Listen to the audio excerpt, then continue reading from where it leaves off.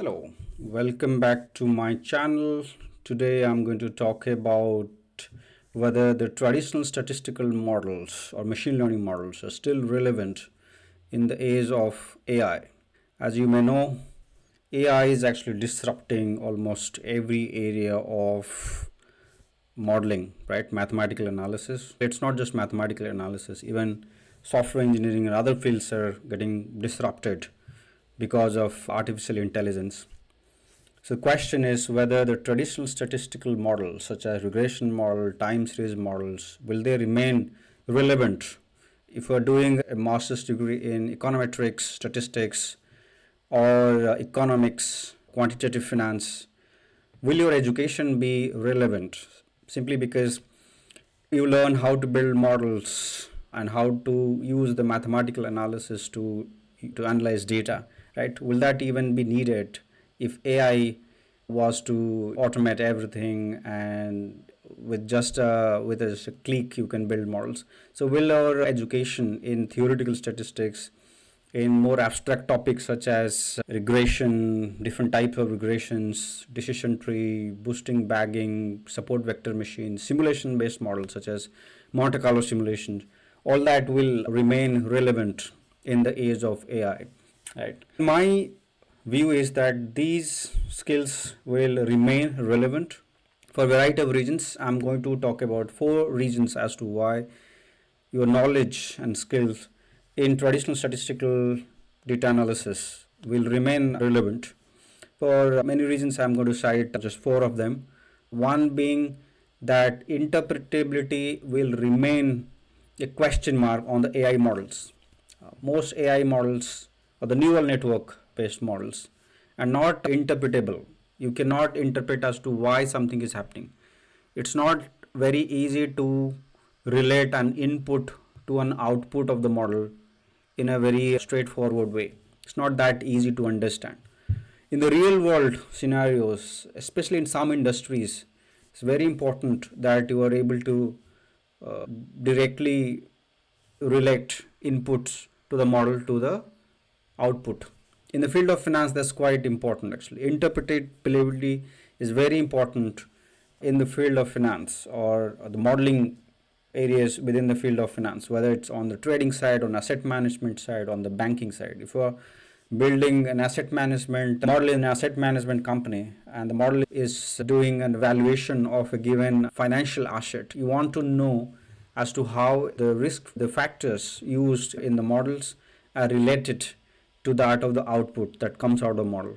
An AI model can obviously do a good job by doing a forecast, but in order to understand whether this particular forecast will always work, not just in the current data set but also in the future data sets, that's something nobody can say. Unless there is an economic theory that supports that kind of model, it's not too reliable. Okay. Also in the banking area, right? If we're building a model for assessing creditworthiness of customers, you must be very sure as to how factors are related to the final credit score. Otherwise, that's a problem. As someone who is building a model, you should be able to build all the steps of every step in the modeling process and to arrive at the final output. That's something you cannot do easily in the AI space. There has been an attempt, but interpretability is still a question mark on neural network based models, right? And the second point is also very related to this one, which is that in many areas of modeling, we want to know the causal relationship between variables, right? This is an important problem that researchers tackle in the field of statistical data analysis, right? To understand the causal relationship between variables. That's very difficult to do using AI models. At least I have never come across a neural network based models doing causal modeling or a model that explains the causal relationship between a group of variables to the outcome of a given model.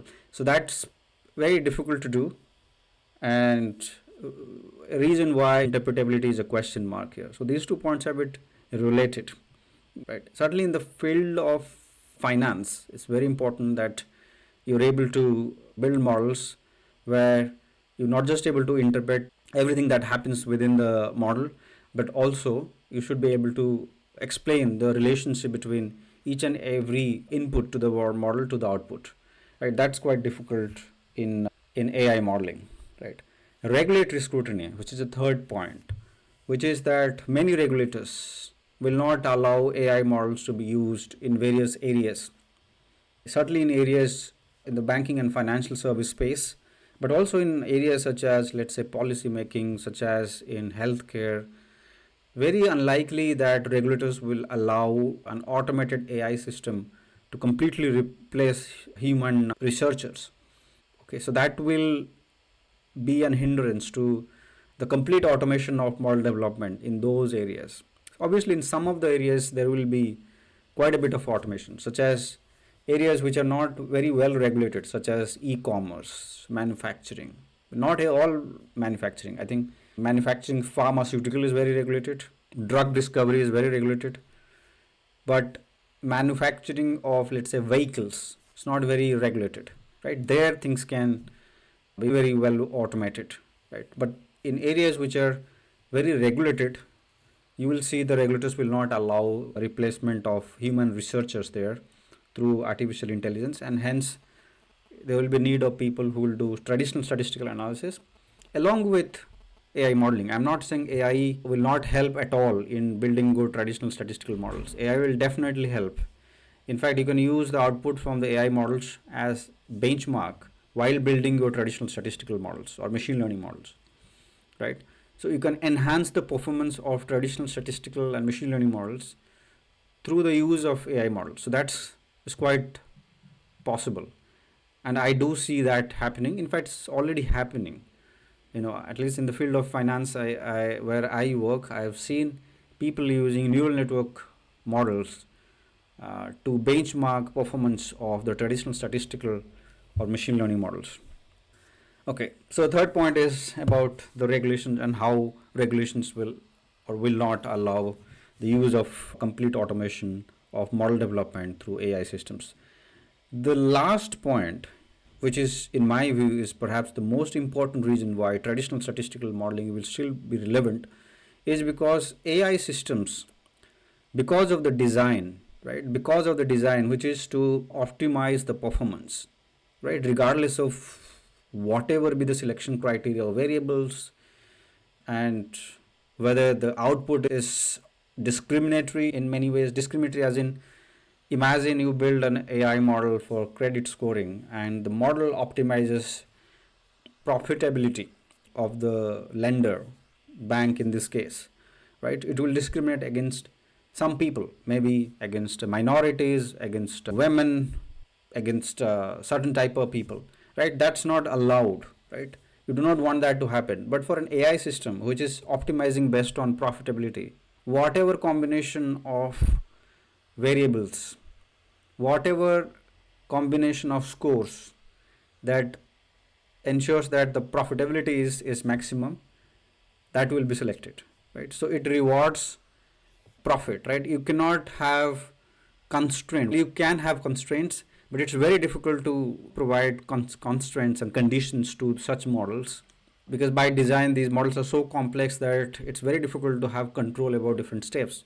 If you have ever done neural network modeling, there are different stages of model estimation, right? So at what stage what is happening, it's not very clear to a normal researchers. I'm not talking about a super duper computer scientist who is just amazing at developing models at a big tech company. So I'm not talking about those people, but a normal researcher will not be able to provide constraint or conditions to such complex models to ensure that there is no discrimination happening in this case. That is probably going to happen. Third thing is the data. I think AI models will need huge amount of data, and in many industries you do not have good quality of data, right? Even for traditional statistical modeling where you do not need an insane amount of data, there people face the challenge of getting data, let alone AI models which require an insane amount of data, right? So that's also one other reason why I do not think the traditional statistical models will be completely irrelevant There will be some level of consolidation. I don't think in many areas where we currently use traditional statistical models, they will still be used. If in Gmail, they use traditional statistical models to classify spam versus regular or a normal email. And they do use some econometric modeling. I don't know if they still use it, but they used to use that. That will probably be replaced by neural network based models. But very unlikely a bank will completely all their models with AI type models. Very unlikely asset management firm, trading firms will do that. Very unlikely the healthcare firms will do that. Very unlikely in drug discovery and in various areas of drug discovery, there will be AI models doing everything. Even in areas such as e-commerce or consumer research, there will still be traditional statistical models being used for all these activities, right? Maybe more engineering problems where we do see an automation of, let's say, automation of KYC process. Their AI models will probably completely replace traditional statistical models. Reading from PDFs, reading data from images or photographs or videos, there I think there will be a complete replacement of traditional statistics with AI based modeling. But wherever you want to know causal hypothesis, or you want to do a causal study, wherever you want to do a proper research on relationship between variables, I think you will have to still rely on traditional statistical models. Some of the machine learning models probably will be less relevant. A couple of years back, 6, 7, 8 years back, XGBoost used to be the most popular model from the ML class of models. Probably that kind of model, which is neither statistical model nor a proper AI model, will be less relevant. Still be relevant, I would say, but less relevant.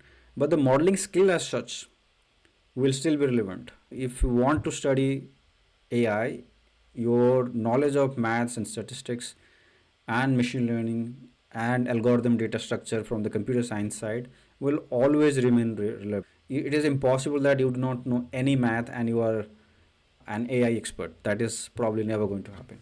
Anyway, please let me know your thoughts in the comment section if you agree or disagree and whatever you want to say. Thank you.